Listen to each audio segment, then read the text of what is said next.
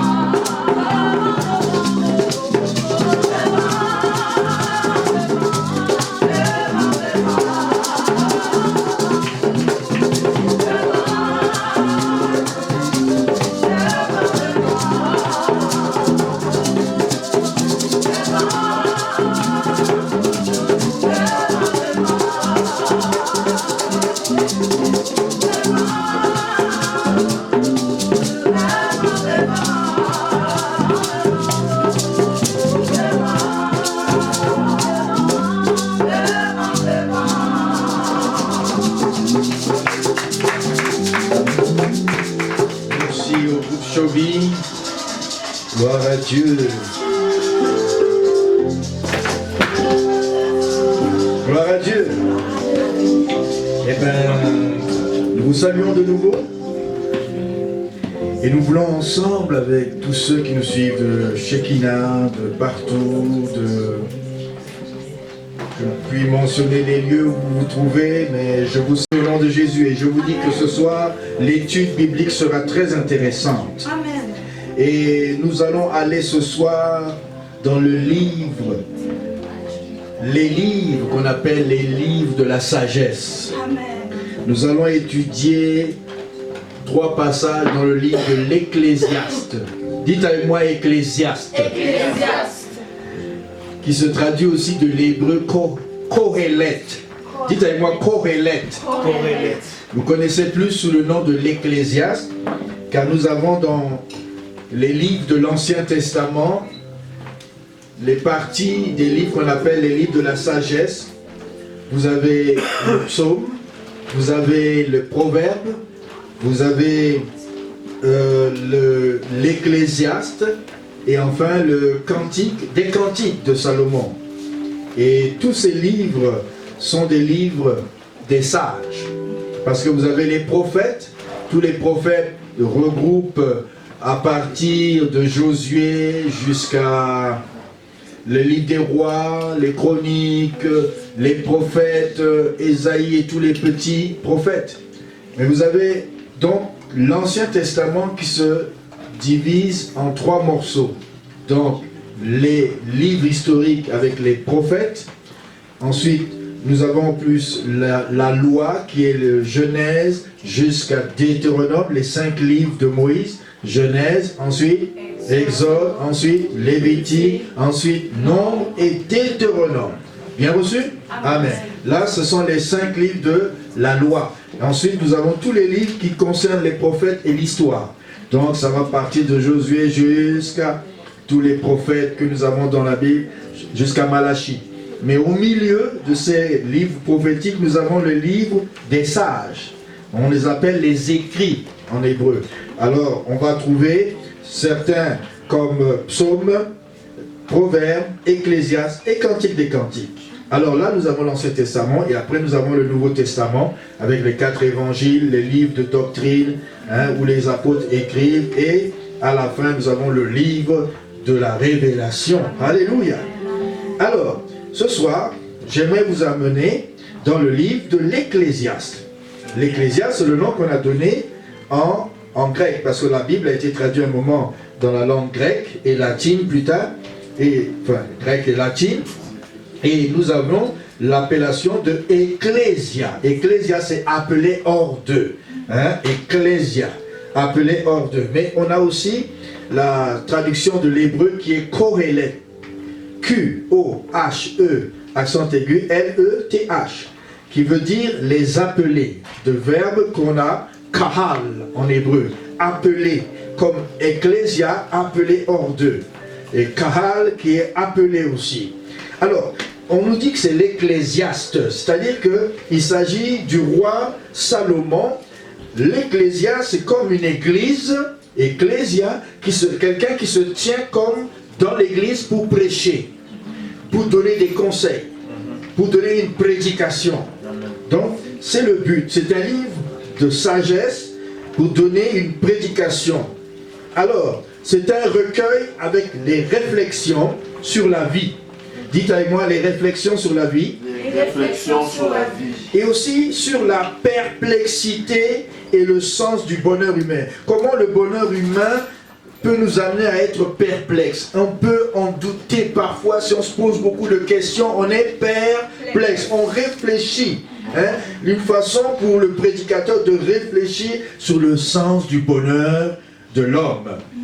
Et il va, comme on va le voir, dire le mot qui va revenir tout au long du livre, vanité des vanités, tout est vanité. Et le mot vraiment c'est vanité, qui a été traduit par la traduction qui est Abel, Habelin, Hakal, Habel, qui veut dire précarité, tout est précarité. Ce qui veut dire la vie a un caractère précaire. Précaire veut dire pas assuré. Tu n'as pas d'assurance vie avec ça. Précaire veut dire tu ne seras pas sûr. Précaire veut dire fragile. Précaire veut dire instable, incertain. La vie est provisoire. La vie est instable. La vie est incertaine. La vie est fragile. La vie n'est pas sûre. La vie n'est pas assurée. La vie est précaire. Voyez-vous, le sens de précaire veut dire tout cela. Et on va traduire ça par la vie est comme le vent. L'homme, il pousse comme le vent, il disparaît comme le vent. Alléluia. Au bout d'une nuit, on n'entend plus parler de lui. C'est pour ça que l'Ecclésiaste, je vous le dis en introduction, va réfléchir sur le caractère de la vie. Il se pose des questions, il est perplexe, et il dit, mais la vie, comme moi, roi Salomon, qui mieux placé que le roi Salomon, le fils du grand roi David, l'homme selon le cœur de Dieu, roi Salomon, l'homme qui a vu 2 fois la gloire de Dieu. Vous avez vu 2 fois la gloire de Dieu, vous? Il a vu la gloire de Dieu dans le temple. Il a vu la gloire de Dieu et Dieu lui a dit une question. Demande-moi ce que tu veux. Et il a dit, je te demande la sagesse pour diriger ton peuple. Il dit, parce que tu as bien demandé, je te donne la sagesse, l'or, la richesse et puis la gloire. Alors qui, comme Salomon, n'a pas connu la gloire, la richesse et la sagesse? Il disait la sagesse que Dieu m'a donnée, restez avec moi. C'était comme si c'était pour moi. Et qui, comme Salomon, n'a pas eu des femmes? 300 femmes officielles, 700 qui sont des concubines. Je pense que si nous prenons juste les 300 femmes, il en a une pour chaque jour de l'année. Et s'il faut ajouter les 700 concubines, eh bien, mon Dieu, c'est tout un homme. C'est pour ça qu'il dit, vers la fin de l'histoire, ne livre pas ton corps à la jouissance, tu vas te fatiguer. Et je dis ce soir, nous allons avoir une intéressante étude biblique. Alléluia. Alors, c'est une investigation de tout ce qui se passe sur la terre, c'est-à-dire sous le soleil. Dans le chapitre 1 et 2, il va nous dire que la vie, pour lui, n'a pas de sens. Après un bilan de sa vie, ou de la vie, son expérience est négative. Bon, on est dans l'Ancien Testament, hein, mais nous, aujourd'hui, on est dans la Nouvelle Alliance. Il y a de la vie, avec Jésus, il y a de l'espoir. Il est notre espérance vivante. Parce qu'il ne connaissait pas encore Jésus. Mais pour lui, le bilan de la vie, en quelque sorte, il va le dire à la fin, le mieux hein, pour toi, chapitre 12, c'est de craindre Dieu. Chapitre 3, il va dire, il y a un temps pour toutes choses. Tout le monde connaît ce passage. Il y a un temps pour naître, il y a un temps pour mourir, il y a un temps pour ceci, il y a un temps pour toutes choses. Il y a un temps aussi pour le coronavirus, il y a un temps où il va disparaître comme il est venu. Amen. Il y a eu beaucoup de virus, ils sont arrivés, ils sont partis. Alléluia. Quelqu'un dit, il y a un temps pour toutes choses. Chapitre 4, il va dire qu'il y a par contre une différence entre certaines choses. Il dit, le repos est meilleur que le travail. Ah oui, hein, les gens n'aiment pas travailler, mais le repos c'est meilleur, il va dire. Et il va dire encore une deuxième chose, être deux, c'est mieux que d'être seul. C'est pour ça que quand tu es avec une compagne, tu es avec un compagnon, c'est bien mieux. Et il va comparer des choses semblables. Chapitre 5, il va dire, éviter les abus, surtout de la parole et de l'autorité, hein, surtout si on est riche. Il faut éviter les abus de la parole. Chapitre 6 et 7, il va dire, à quoi sert une longue vie sans le bonheur? Tu as une longue vie, tu es sur la terre, tu es pauvre comme tout. Hein? Il dit, mais ça sert à quoi? La conclusion, il dira, au verset du chapitre 6 et 7, soyons sages. Le chapitre 8, il parle du mystère de Dieu et de son œuvre. On ne connaît pas le bout de son œuvre, seul Dieu connaît le bout de son œuvre. Au chapitre 9 et 10, il dit, jouis de la vie, c'est un don de Dieu, profites-en, c'est un cadeau. Chapitre 11, il va dire, mais jouis de la vie avec du discernement. Alléluia. Et en conclusion, chapitre 12, il va dire, faut être conscient, par contre, si tu jouis de la vie qui est un don de Dieu, avec du discernement, mais être conscient que la mort sera imminente à un moment donné pour tout le monde, alors que faire? Et il va dire au chapitre 12, verset 15, crains Dieu et observe ses commandements, c'est là ce que tu dois faire. Amen. Est-ce que vous êtes prêts maintenant? Amen. Alors j'ai fait un petit survol, si vous avez pris des notes, gloire à Dieu, si vous n'avez pas pris, alors bon, c'est ça, quand tu es à l'école, à l'étude biblique, Tu es à l'école du disciple-là. Alors, nous allons prendre ce soir 3 passages. Chapitre 1, chapitre 3 et le dernier chapitre. D'accord? Chapitre 1, chapitre 3 et le dernier chapitre. Le chapitre 1, nous allons le lire. Nous allons le lire. Alors, il s'agit parole de l'Ecclésiaste, fils de David, roi de Bethléem. Alléluia. Amen. Vanité des vanités, dit l'Ecclésiaste. Vanité des vanités, hein? Vent, c'est le vent, c'est le vent. Quel avantage revient-il à l'homme de toute la peine qu'il se donne sous le soleil? Une génération s'en va, une autre arrive. Et la terre subsiste toujours. Le soleil se lève, le soleil se couche. Est-ce que c'est normal? Bien sûr, la terre tourne. Il soupire après le lieu d'où il se lève de nouveau. Et ainsi de suite, comme dirait le psaume 19, il fait une course dans le ciel comme un héros et se couche. Et demain encore il va se lever, il fait une course dans le ciel, demain, et il se couche. Après une génération, il parle du soleil, il va parler le vent, se dirige vers le midi. Et puis il décide de changer de direction. Il tourne vers le nord. Puis il tourne encore, il reprend le même circuit. Mais tu ne peux pas le contrôler, comme dit Jésus à Nicodème, le vent fait ce qu'il veut. Il en est de même de toute personne qui est née de l'Esprit. Dans ce chapitre 1, j'aimerais vous parler de 7 choses. Dites avec moi 7 choses.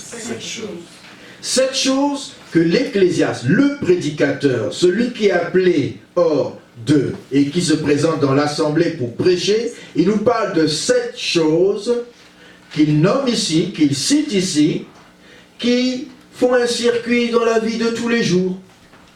Et il faut en tirer des conclusions avec ces 7 choses. Il y a quoi? Les générations.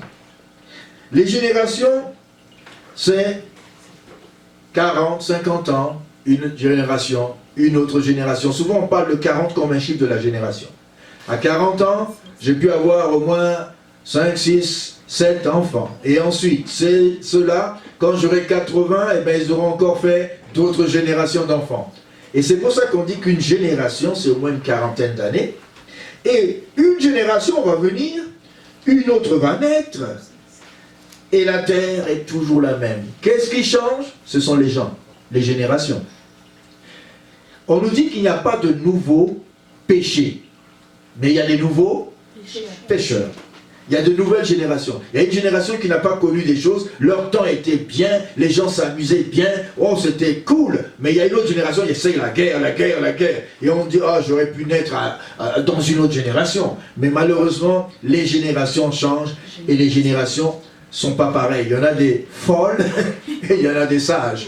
Il y en a un qui décide de décider qu'il va faire la guerre à tout le monde, et bien il va faire la guerre à tout le monde. L'autre qui décide qu'on va faire la paix, et bien ce sera la paix pendant cette génération. C'est pour ça qu'on dit une génération s'en va, une autre vient, et la terre est toujours là. C'est quand Dieu décidera qu'elle n'existera plus. Mais ce n'est pas vous, ce n'est pas moi, ce n'est pas la génération. Amen. Quelqu'un dit une génération. C'est une première chose. Deuxième chose, le soleil. Le soleil est toujours dans le même lieu. Hein. Il fait la course de la même manière tous les jours, vous allez le voir. Hein. Il est positionné, la terre tourne autour du soleil. Et le soleil est autour d'elle-même, hein, on dit. Hein. Et elle fait, nous faisons des circuits avec tout ça. Hein. Le soleil se lève, le soleil se couche. Et il soupire vers le lieu d'où il s'est levé de nouveau. Le soleil est toujours là. Vous avez beau vous lever le matin, vous coucher le tard, le soleil et la lune seront là pour vous saluer. Amen. Amen. C'est toujours la même chose. Hein? 7 choses qui sont déjà. Le vent se dirige vers le midi, il fait des circuits comme il veut, et il revient encore par ici, et tu le sens quand il t'a touché. 4e chose, tous les fleuves vont à la mer. Vrai ou faux? Bon, tu as vu déjà une mer venir dans un fleuve? Non, les fleuves, ils s'en vont se déverser dans la grande mer. Hein, les fleuves vont à la mer et la mer n'est point remplie. Est-ce que quand tous les fleuves vont dans la mer va dire « Hey, assez, j'en ai assez, c'est trop, vous venez trop me visiter ». Non, elle est jamais remplie. Il continue à aller vers le lieu de génération en génération, de siècle en siècle. Amen. Amen. Et il va dire encore, toutes choses sont en travail au-delà de ce qu'on peut dire. Par exemple, il va parler en cinquièmement, l'œil. L'œil ne se rassasie pas de voir. Les fleuves vont dans la mer. L'œil, tu pourras passer toute la journée à voir. L'œil ne va pas te dire je suis rassasié. Même si tu convoites tout ce qui est autour de toi, l'œil ne va pas se satisfaire. Parce que l'œil est insatiable. Le moment où il doit se reposer, il ferme les yeux et il se réveille le matin et continue son travail. Vrai ou faux? Et l'oreille, tu es là, tu écoutes. Si tu es quelqu'un de sage, le sage écoute, n'est-ce pas? Il écoute. À un moment, il va dire, oh, c'est assez là. Mais même si tu dis c'est assez, l'autre qui continue à parler, tu seras encore là, encore en train d'écouter, n'est-ce pas? L'oreille ne pourra pas se fermer, à moins que tu deviennes sourd. L'œil ne pourra pas cesser de voir, à moins que tu deviennes aveugle. Donc, cinquième et sixième chose, c'est l'œil et l'oreille. Et il va dire, ce qui a été, c'est ce qui sera. Et ce qui s'est fait, c'est ce qui se fera. Il n'y a rien de nouveau sous le soleil.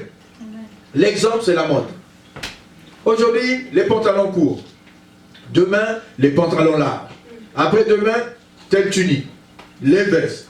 Un bouton, deux boutons, vestes croisées. Ça, on regarde dans le passé, on dit, j'aimerais bien ramener ça sous le tapis. Et les gens reprennent ce qui est ancien. Et l'autre va dire, je t'amène une nouvelle mode. Tu parles, c'est une ancienne mode.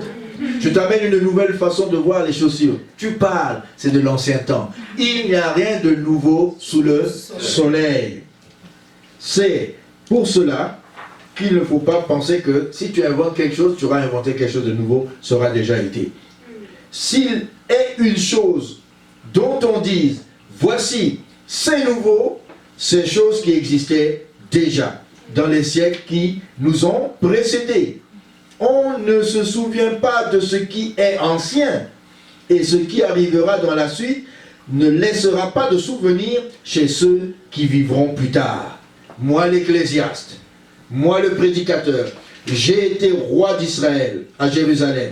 J'ai appliqué mon cœur à rechercher, à sonder par la sagesse tout ce qui se fait sous le soleil, sous les cieux. C'est là une occupation pénible, hein, à laquelle Dieu soumet les fils de l'homme. Hein? Lui, il a essayé de penser à toutes ces choses. Et il s'est dit au bout de la ligne, c'est fatigant. Et au bout de cela, c'est une occupation pénible. J'ai vu tout ce qui se fait sous le soleil, et voici tout est vanité et poursuite du vent. Alléluia. Quelqu'un dit tout est vanité. Pourquoi il dit tout est vanité? On a l'impression que ce monsieur Salomon est un homme qui est pessimiste, ou il est fataliste, ou alors quand il parle de plaisir, il en parle beaucoup, ou il est épicurien. Pourquoi ces mots-là? Pessimiste, ça veut dire que la personne est persuadée que tout tournera toujours mal. Quelqu'un dit pessimiste. Quand tu causes avec certaines personnes, eux, ils voient tout sous l'angle, le vase est à moitié vide. L'autre va dire, mais non, le vase est à moitié plein. Alors, quand tu es positif, tu vas dire le vase est à moitié, mais quand tu es pessimiste, négatif, tu vas dire le vase est à moitié vide. Il y a de ces gens qui pensent toujours pessimisme, c'est-à-dire qu'ils prennent toujours du mauvais côté la chose. Quand tu as un verre qui a, comme certains bols, deux anses, c'est-à-dire que le verre a deux choses pour le porter, le côté est sale, il va dire, ah, ce verre est sale. Non, prends-le du côté propre, ça va aller. Amen. Il faut savoir prendre les choses avec positivisme parfois. Hein? Alors, ça c'est le pessimisme. Quelqu'un dit pessimiste. Persuadé que tout tourne toujours mal. L'épicurisme, maintenant, le fatalisme, c'est une attitude. Attitude qu'on ne peut modifier le cours de l'existence. Ah, je savais que ça allait être comme ça. Hein? Bon, c'était dû, hein? C'était dû que ça allait mal tourner. Je le savais d'avance. Mais alors il dit, il va dire exerçons la foi. Hein? Exerçons notre foi. Alléluia. Exerçons la foi. Mais lui, il prie. Comme cet homme qui dit, Dieu a dit on va transporter les montagnes. Et lui, il croyait que réellement, une montagne qui barrait la vue devant lui, il allait la déplacer. Alors il commence à prier, il prie. Il ouvre, pendant qu'il prie, il ouvre les yeux, il met entre ses mains comme ça, il regarde, et il continue de prier, et après il regarde comme ça, et après à la fin de la journée, il dit, je le savais que cette montagne n'allait pas bouger. Mais attends, si tu le savais, pourquoi tu as prié? Ben, j'ai essayé. Avec la foi, on n'essaye pas. Ou tu as la foi, ou tu ne l'as pas. Et si tu ne l'as pas, demande. Et Dieu va déposer cette graine, tu vas commencer à l'exercer. Et la foi est un muscle, plus tu l'exerces, plus les situations deviennent surmontables. Mais tu n'essayes pas avec elle là. Le gros là, tu ne pourras pas. Commence par exercer ta foi pour les petites choses. Et tu verras les réponses de Dieu. Amen. C'est pour ça que, sinon, tu vas toujours être un fataliste. Une attitude de quelqu'un qui sait que tout va arriver toujours mal. Ça ne va pas marcher. Et avant même qu'il prie, il dit, Seigneur, je sais que ça ne va pas marcher, mais je vais te prier quand même de faire un miracle. Dieu le regarde et dit, oui, amen, ça ne va pas marcher. Et il est révolté contre tout ce qui est la foi. Le fataliste. Quelqu'un dit fataliste.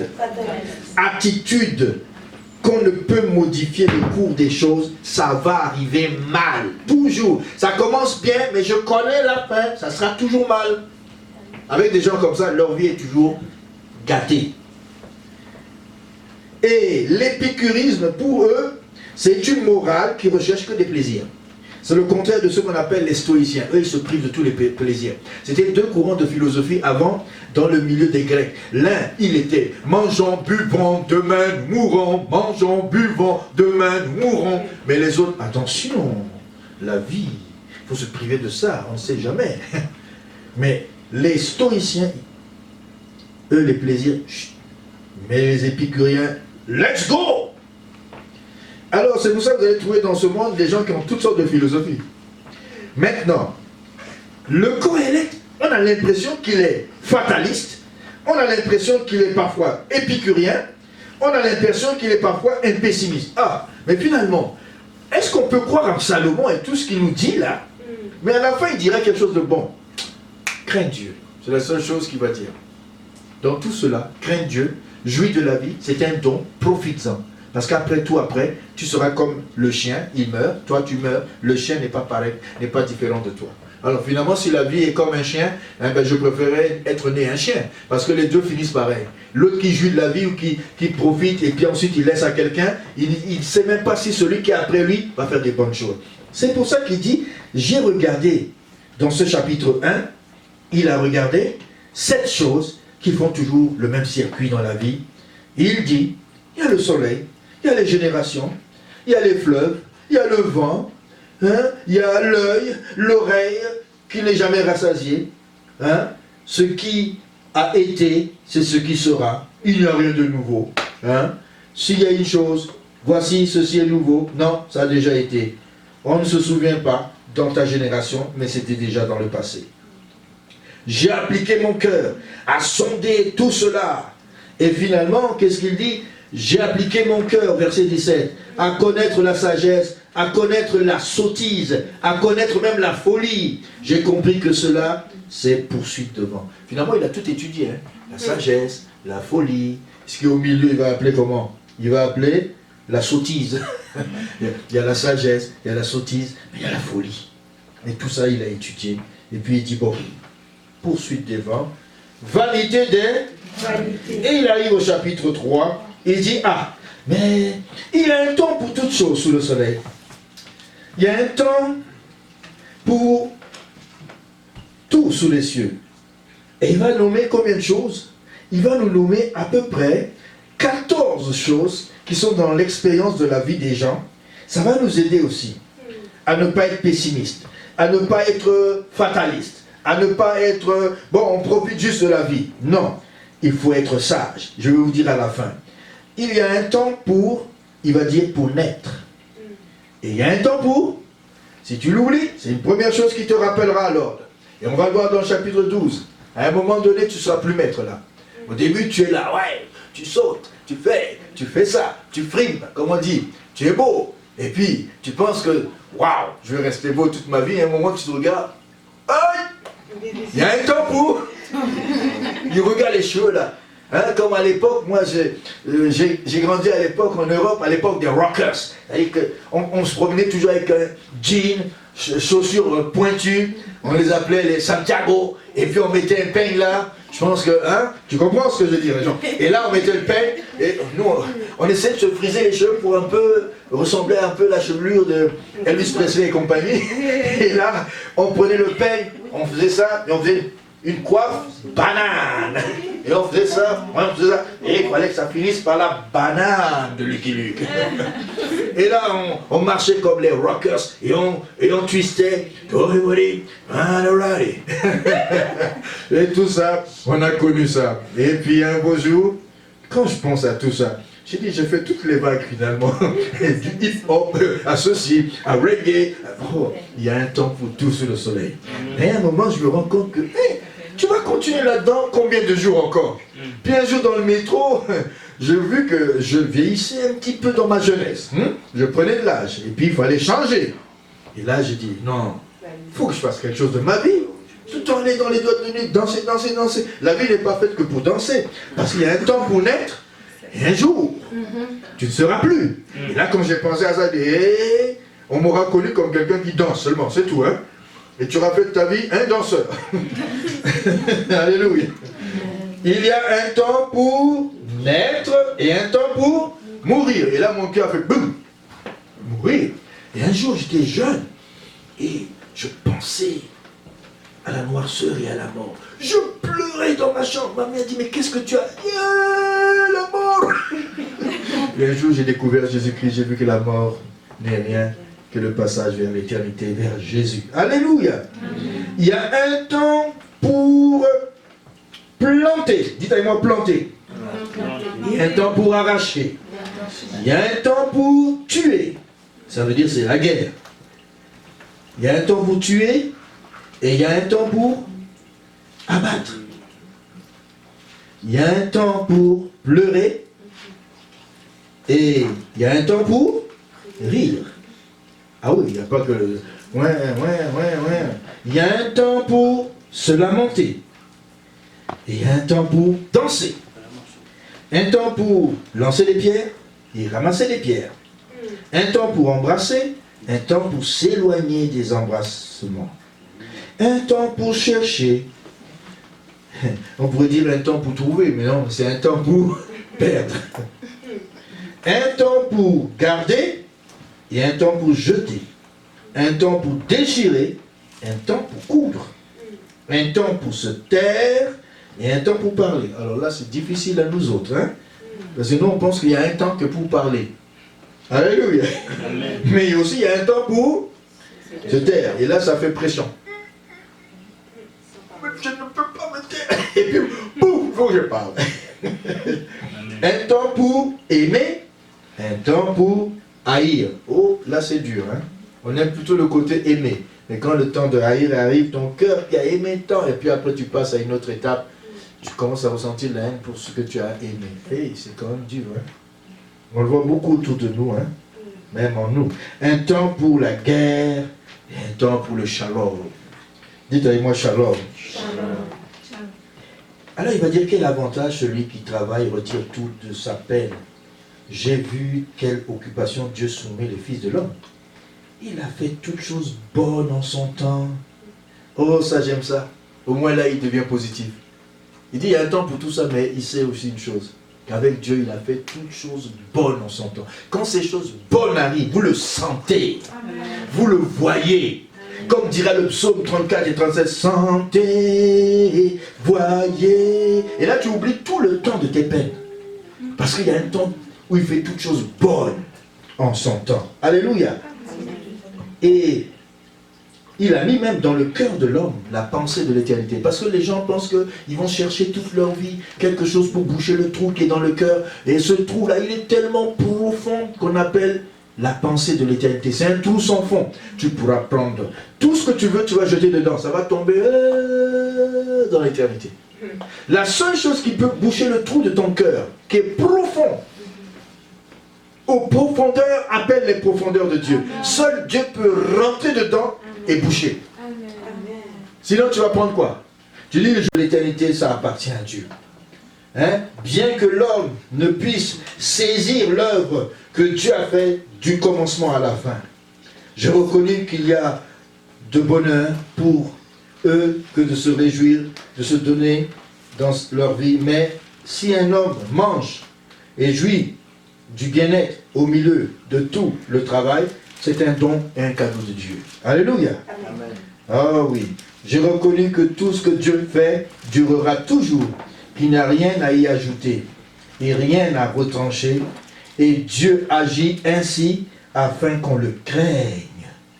Et verset 22 à la fin du chapitre 3, et j'ai vu qu'il n'y a rien de mieux pour l'homme que de se réjouir de ses œuvres, c'est là sa part, car qui le fera jouir de ce qui sera après lui? Si jamais tu meurs, tu dis, ah, c'est pourquoi il y a des gens, je les vois là, il y a un homme qui était dans le hip-hop, il avait une très belle voiture en or, il avait pas mal de choses en or, il a dit, quand je meurs, enterrez-moi avec. Il a pris toutes ces meilleures choses, comme les pharaons. On enterrait les pharaons avec leurs serviteurs et tout. Si tu es serviteur de pharaon, profite de la vie parce qu'au moment où il va mourir, tu vas partir avec lui. Et là, tu vois, les gens commencent à dire, non, non, non, tu as été serviteur, il faut accompagner pharaon dans son long voyage. Heureusement, ils avaient une compréhension de la vie, là, ils accompagnaient pharaon dans son long voyage, dans la pyramide, avec plusieurs labyrinthes, là où il y avait de quoi vraiment se perdre. Hein. Et là, Pharaon était là, avec tout. Mais il y en a, ils veulent qu'on les enterre avec tout. Et puis l'autre qui a aimé, il dit, ah, ma femme, si vraiment je meurs, je veux que tu rentres avec moi aussi. On va divorcer avant. Alléluia. Gloire à Dieu, mais vraiment, il y a des choses sous le soleil. Il y a un temps où la sagesse te dit, profite, parce qu'après toi, personne ne va profiter. Si ce n'est celui qui sont dans ta famille, tes parents, tu ne pourras pas profiter. Donc tu ne peux pas emmener avec toi. Tu es venu nu. Tu es sorti nu. Tu retournes au sein de la terre. Et s'il faut parcourir tout le livre, c'est merveilleux. Quelqu'un dit la sagesse. Tu vas avoir de la sagesse. Il y a 12 chapitres pour, si tu veux, chaque mois, tu étudies un livre, un passage de l'Ecclésiaste. Quelqu'un dit 12 chapitres pour 12 mois. Chapitre 1, janvier. Chapitre 2, février. Etc. Et tu arrives au 12e, c'est décembre. Et si tu veux, il y a 31 proverbes pour 31 jours du mois. Et il y a combien? Il y a aussi les psaumes. Il y en a 150. 150 psaumes. Tu peux les étaler à longueur de journée. Alléluia. Tu as la moitié du mois là. La moitié de l'année, tu peux lire un psaume. 365 jours. Et finalement, au chapitre 12, il va dire, jeune homme, dites-moi, jeune homme, réjouis-toi dans ta jeunesse, livre ton cœur à la joie pendant les jours de ta jeunesse, marche dans les voies de ton cœur et selon les regards de tes yeux, mais sache qu'un jour, pour tout cela, Dieu t'appellera en... Finalement, il devient sage à la fin de sa vie, là, et il va dire... Finalement, tout ce que j'ai fait, j'ai eu des champs, j'ai eu ceci, j'ai eu des femmes, j'ai étudié les sciences, j'ai étudié la folie, j'ai étudié la sagesse. Il a tout fait. Salomon a tout fait. Il a eu de l'or comme pas un roi n'en a eu. Il a eu une gloire. Le trône de Salomon ressemble au trône de Dieu dans le ciel. Salomon, Salomon, Salomon, le roi Salomon. Qui ne connaît pas le roi Salomon? Le roi Salomon, Salomon veut dire la paix. En son temps, il y avait la paix. Mais quand il a commencé à avoir 1000 femmes, les femmes l'emmenaient des idoles dans tout le royaume, il n'avait plus de paix et l'ennemi a commencé à l'attaquer. Mais Salomon, c'était le roi de paix. Et David a tout fait pour mettre tous les ennemis du royaume de l'époque out. Et Salomon est venu régner dans un règne de paix. Et c'est pour ça qu'on nous dit que Jésus viendra régner dans le vrai règne de paix. Amen. Amen. Mais ce Salomon, il dit jeune homme, parce qu'à l'âge de 12 ans, on devenait un bar mitzvah. un fils de la loi. On devenait un adulte. Donc, ici, on n'a que des adultes. Si Kadosh était là, nous n'aurons pas d'adultes. Au total, il serait un enfant. Mais Shekinah, aux yeux des Juifs, à 12 ans, depuis l'âge de 12 ans, il est un adulte. Alléluia. Je parle à des adultes ce soir. Amen. Amen. Il dit, bannis de ton cœur le chagrin. Éloigne le mal de ton corps, car la jeunesse et l'aurore sont vanité. Il va citer 14 choses encore. Dans le chapitre 3, il a cité 14 choses à retenir de l'expérience de la vie. Dans le chapitre 1, il a cité 7 choses qui font toujours le même circuit. Et dans le chapitre 12, il va citer 14 éléments de la vie de tous les jours qui vont s'arrêter un jour. Quelles sont les choses? Il dit attention, souviens-toi de ton Créateur. Hein. Livre ton cœur à tout ce que tu veux. Hein. Joue, tout ça, profite de la vie. Moi souvent on dit, ah oui mais toi là tu as profité. Hein. Je dis oui, mais tu peux profiter très mal. Et tu peux aller trop loin de Dieu. Et pour revenir, le diable va dire, non, non, tu as signé un pacte avec moi là. C'est non-retour. On en connaît qui ont signé des pactes. Moi j'aimais, j'admirais Michael Jackson. Mais à un moment il a chanté un chant, j'ai fait écouter à mon fils Élise le matin, je dis regarde comment ce chant est beau. Mais il ne glissait pas le nom de Dieu, mais il parlait d'aller un jour vers un endroit qui est merveilleux. Mais cet endroit, il ne l'a jamais atteint. Mais si vous écoutez le chant, vous sentez qu'il y a une certaine onction, une certaine réflexion. C'est beau, c'est profond, mais il n'a pas atteint Jésus. Parce qu'il a vendu son âme très cher pour avoir la gloire, le succès. Et ces gens-là, quand ils vendent leur âme, ils doivent faire des signes pour montrer leur appartenance à Satan. Et je le voyais faire ces signes. À l'âge de 14 ans, j'avais 14 ans, il avait 14 ans. Ça veut dire qu'à l'heure actuelle, il aurait le même âge que moi. Mais, à un moment, quand il a chanté des chants où il sortait de la tombe, et il y a des zombies qui sortaient de partout, j'ai dit, ah là, c'était en 1979, je devais retourner en Centrafrique. Là, j'ai dit, Michael Jackson, ça ne me plaît plus. Il parle avec des morts, il marche en arrière, je ne comprenais plus rien. On aimait bien ça, mais ça me faisait peur. Je ne l'aimais plus, alors qu'avant, avec les Jackson 5, ils étaient en train de danser, c'est des gens cool. Il avait déjà vendu son âme très jeune. Et puis, ça a fini qu'à un moment, vous l'avez vu, le visage, il changeait de couleur, et puis, j'ai dit, c'est plus mon Mike. Je me suis tourné vers Michael Jordan plus tard. Alléluia. Lui, il m'intéressait plus. Alléluia. Et qu'est-ce qu'il y a de si intéressant qu'il va dire? C'est que souviens-toi de ton Créateur. Pendant que tu fais toutes tes bêtises là, souviens-toi de Dieu. Il y a une chose que chaque fois je fais des bêtises, je reviens à 4 h du matin dans le métro à Paris, après avoir dansé toute la nuit, et là je suis assis dans le métro et dis, après tout là, puis tu t'es un peu ivre là, et puis tu sais quoi ton affaire? Après ça là, ça te donne quoi? Et je réfléchis, je dis, si je devais mourir là, qu'est-ce que je vais devenir moi là? Je ne suis même pas baptisé à cette époque. Je pensais à tout ça. Parce que j'étais un peu avec une idée qu'il faut être baptisé pour être sauvé. Et je pense, plus tu fais des choses, et à un moment, Dieu te rappelle alors dans ta conscience. Où tu t'en vas avec ça, jeune homme? Un jour, tu vas vieillir. Il y a un temps pour tout sous le soleil.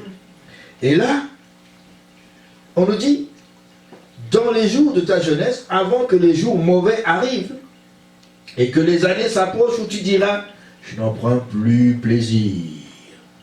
Vous savez les choses de la vie là, on y va à fond. Hein?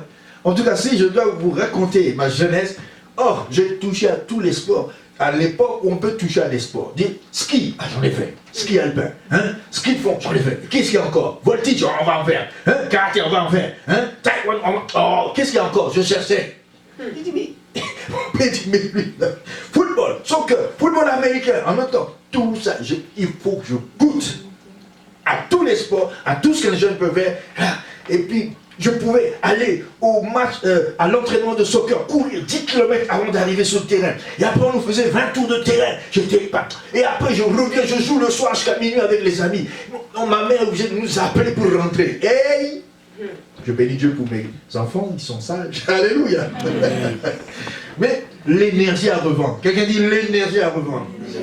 J'en avais. Mais à un moment là, je vais. Ah bon?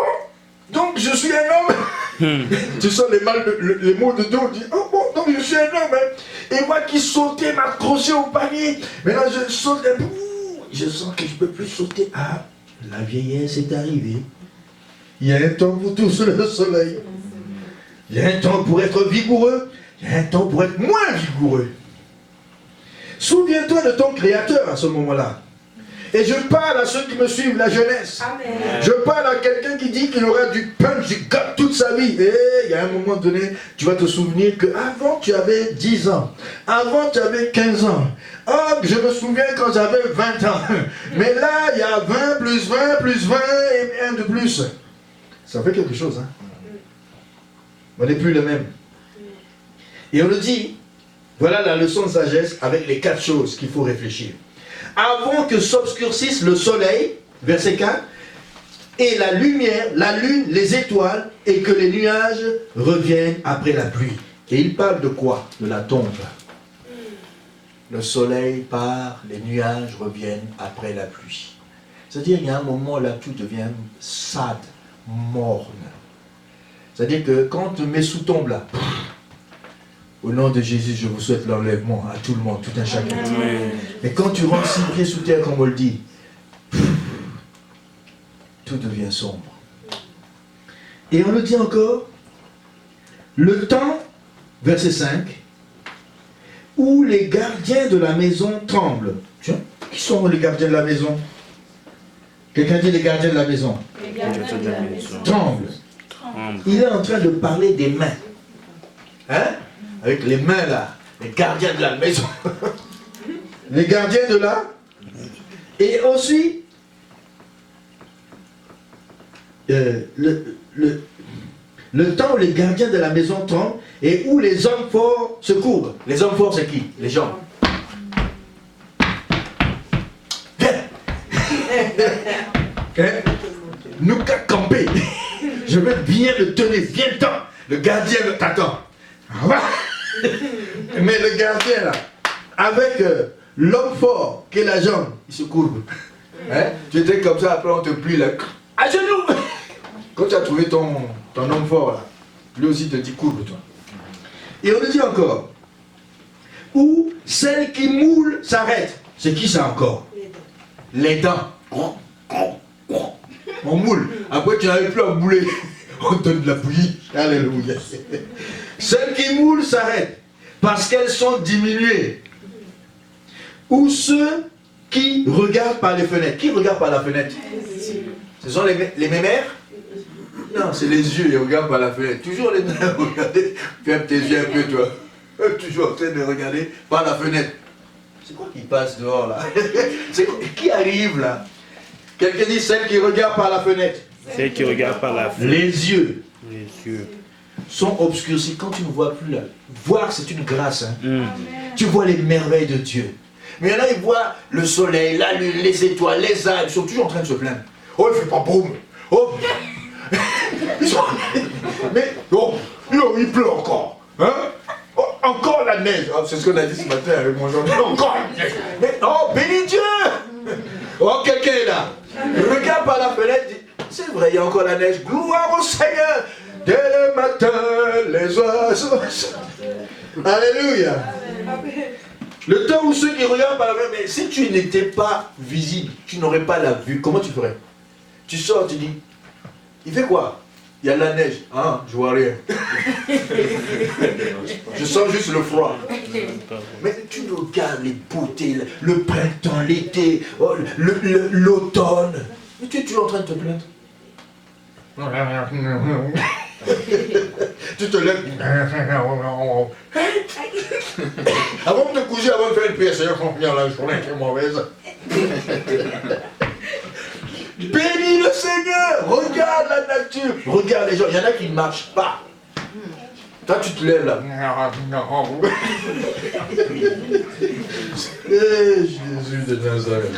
Quelqu'un dit les mains, les jambes, ceux qui broutent, hein, les dents, les yeux, ceux qui regardent par la fenêtre, sont obscurés. Verset 6. Où les 2 battants de la porte se ferment sur la rue. Ça, c'est quoi ça? Les 2 battants de la porte. Les paupières? C'est les oreilles. Parce que tu veux là, tu regardes, après tu dis, c'est quoi qu'il dit? C'est quoi qu'il a dit dans la... C'est quoi qu'il dit dans... Celui qui passe, c'est quoi? Et après là, ça se ferme, ça se ferme. Ça peut être aussi tes paupières. Mais les deux bâtons se ferment. Tu ne vois plus, tu n'entends plus. Hello? Quand les bâtons de la porte se fermeront sur la rue, parce que c'est avec ça qu'on écoute, quand s'abaisse le bruit de la meule. Le bruit de la meule, c'est quoi? Parce qu'on nous parle de ceux qui broient. C'est là. C'est la voix. Les dents, non? Oui. Mais le bruit de la meule, c'est quoi? La Les voix. mâchoires. Après, là, tu es là. Hello! Amen. Et l'on se lève au chant de l'oiseau. Oh, elle a une belle voix, hein? Waouh! Et puis tu vois l'homme là. Oh, quel homme! La madame. Oh, oh là là. Et là tu le vois, il gronde. Alléluia! Tu fais Alléluia! Ça c'est au début ça. Ça commence. Ça commence là. Et puis l'autre là, tu entends. Puis ça se calme. Après, j'ai plus de voix. Ah, tiens! Tu as plus de voix. Et il était là.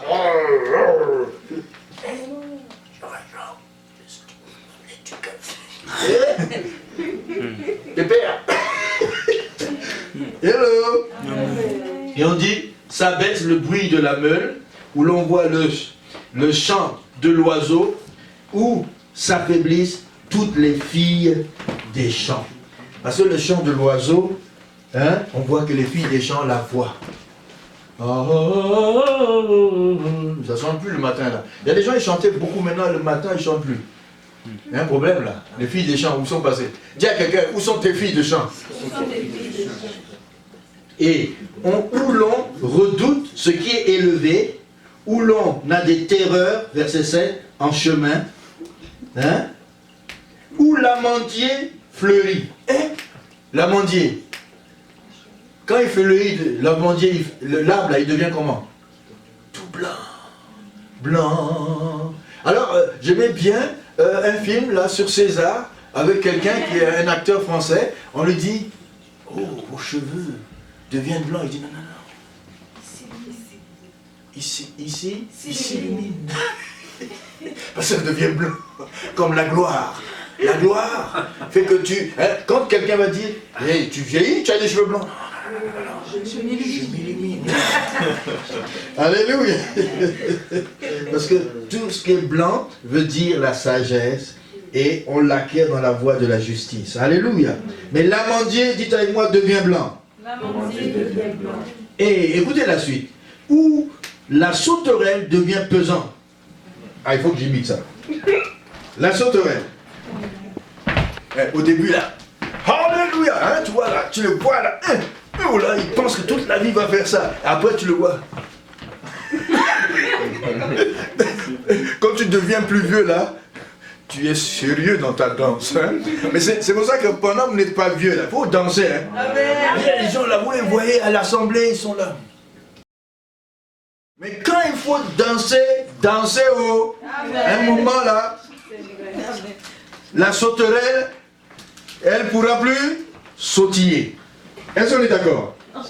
Alors profitez pour bien sauter pendant que vous êtes jeune, parce qu'après, le crapaud il sera trop lourd. Hello! Bon, on continue. On a parlé de la bouche, la mâchoire, la voix, l'amandier des cheveux, le corps qui devient lourd, et finalement, on a la sauterelle devient pesante, et où la capre, connaissez les capres? N'a plus d'effet. La capre, c'est un poisson, n'est-ce pas? Il fait comme ça. Vous le voyez dans l'eau, qu'est-ce qu'il fait? Frère! Oui. La crabe n'a plus de voix. Vous voyez une crabe dans l'eau, c'est... On dirait qu'elle parle, mais on n'entend rien.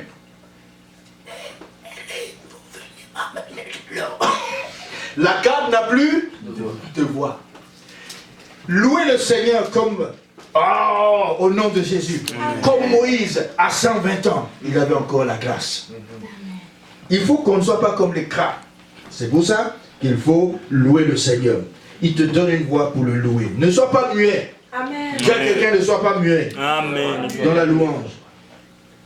Et on nous dit encore, verset 8, avant que le cordon d'argent. Alors nous étions à la voix, hein, les cordes vocales, les cheveux, le corps, la parole, hein, te soient enlevés. Hein, parce qu'il y a la voix qui chante, mais la parole, tu deviens comme une cape.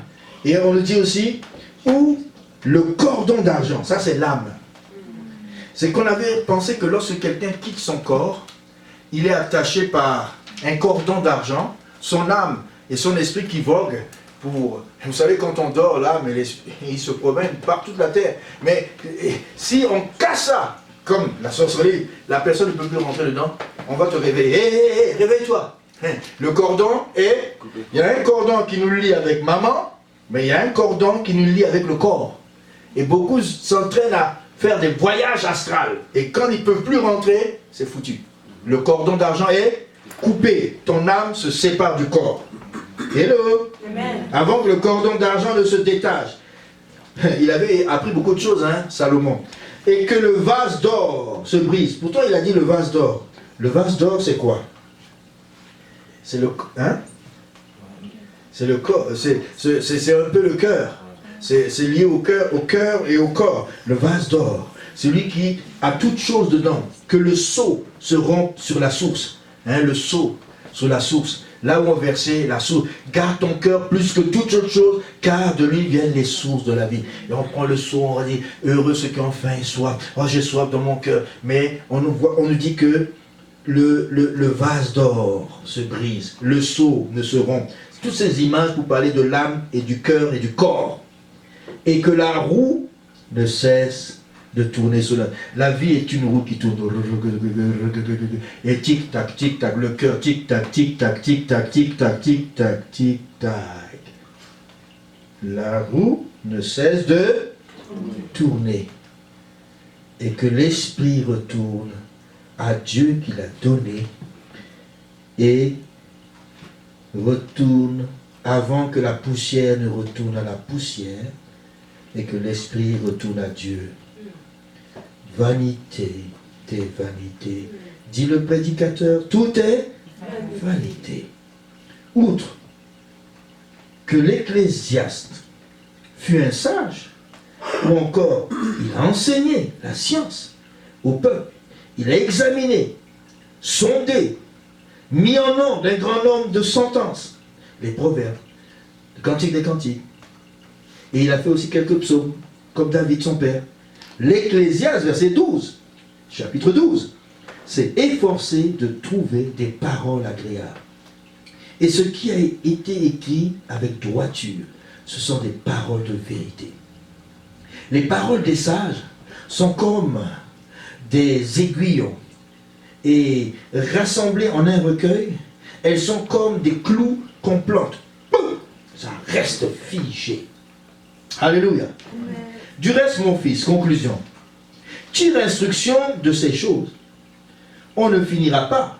Si l'on voulait faire un grand nombre de livres, et beaucoup d'études est une fatigue pour le corps. Écoute la fin du discours de l'Ecclésiaste. Crains Dieu. Observe ses commandements.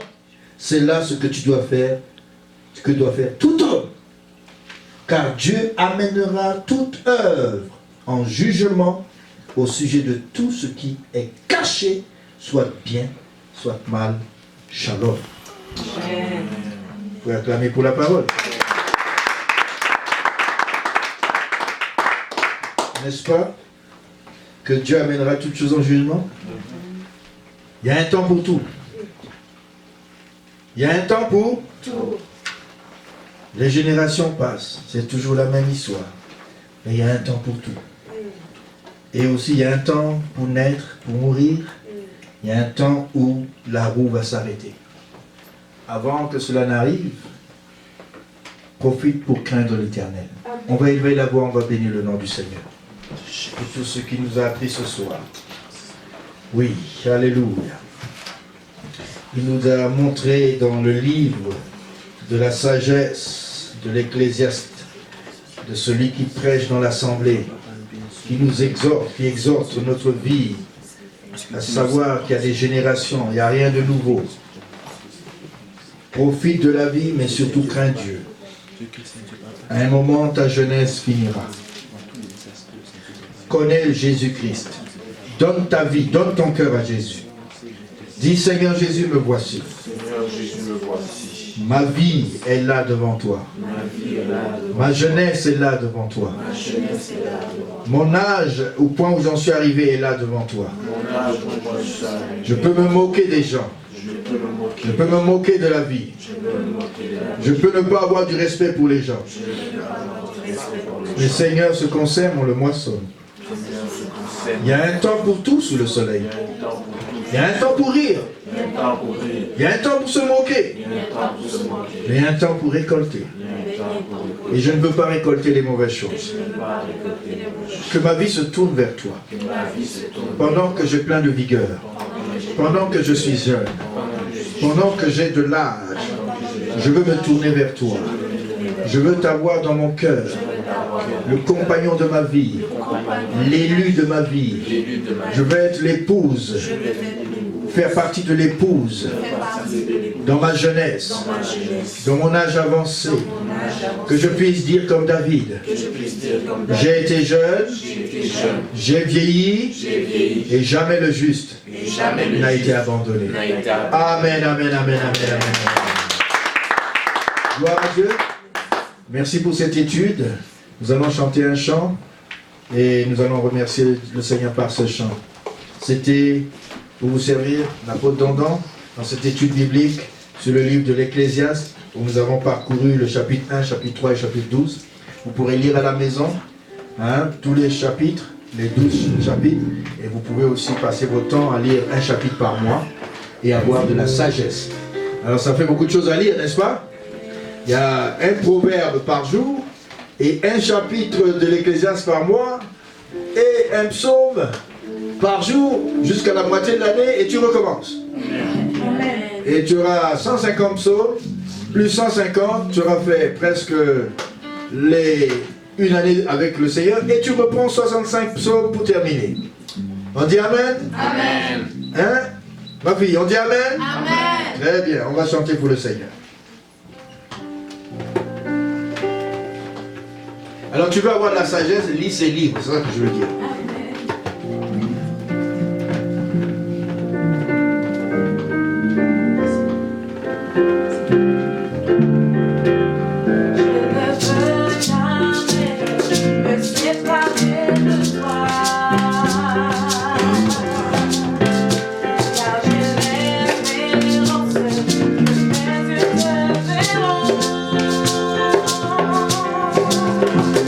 Je ne peux jamais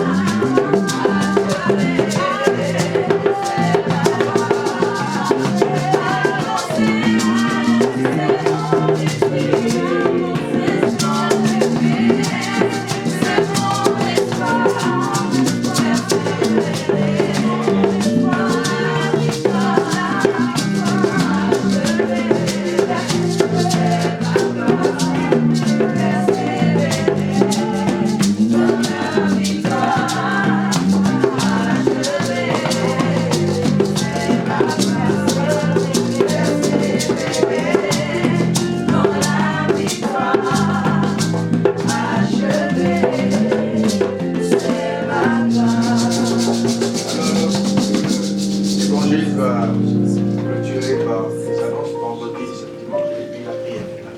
Alléluia. Donc, vous avez vu aujourd'hui, nous étions avec tous rassemblés pour le mercredi. Mercredi, temps de partage, la cellule, afin d'être enseignés. Nous nous retrouverons vendredi soir de 19h à 20h pour le vendredi miracle. Donc, attends-toi à un miracle. Attends-toi à des miracles de la part de ton Dieu. La distance n'est pas une barrière. Là où tu es, même si tu es à la maison, tu vas recevoir tes bénédictions et ta grâce, ton miracle dans ta vie au nom de Jésus. Nous nous retrouverons également aussi dimanche à 10h. Sois présent pour entendre la parole de Dieu. Nous survolons depuis l'Apocalypse et nous voyons les révélations des temps de la fin, ce que le Seigneur nous révèle sur les choses cachées. Si tu n'as pas pu suivre, va sur la page de Shekinah sur Facebook et rattrape tous ces enseignements qui ont été débutés depuis le temps de confinement. Nous disons Shabbat Shalom à chacun de vous. Que la paix du Seigneur soit sur vous, qui vous accompagne. Que l'Éternel envoie ses anges afin de vous sécuriser, de vous protéger. Que même pendant vos nuits, vous puissiez recevoir des révélations de sa part. Soyez en paix. Que la paix de l'Éternel qui surpasse toute intelligence garde vos cœurs et vos pensées en Jésus-Christ. Shabbat Shalom et bonne soirée à tous. Shalom à vous, bien-aimés dans le Seigneur. Shalom à tout le monde. Voici les annonces pour l'église Shekinah. Alors rappelons-nous, comme nous avions dit, le mercredi nous avons réunion. Donc à distance, vous allez pouvoir nous suivre à partir de 19h jusqu'à 20h. Vous avez également aussi le vendredi miracle qui est de 19h à 20h et le culte d'adoration le dimanche de 10h à 12h30. Vous pourrez aussi nous suivre via les réseaux sociaux. Nous avons notre Facebook qui est Shekinah Doxa de Sherbrooke. Vous pouvez aussi nous suivre sur notre chaîne YouTube qui est Shekinah Glory TV. Donc Glory et TV sont collés ensemble. Et aussi vous pouvez nous suivre sur notre page Instagram qui est Shekinah Glory TV. Pour tous ceux qui sont membres de l'église et qui sont affiliés, vous pouvez aussi faire vos dîmes et vos offrandes au travers du mail qui est ictus4@hotmail.com et acheminer pour pouvoir encourager, continuer à soutenir l'église. Et pour tous ceux qui sont en dehors et qui chercheraient, qui souhaiteraient faire un don pour encourager et booster le corps du Christ, vous pouvez le faire via PayPal et vous faire acheminer votre offrande ou votre don pour soutenir l'église. Sinon, que le Seigneur vous bénisse abondamment. Demeurez dans la grâce de Dieu et à bientôt. À bientôt.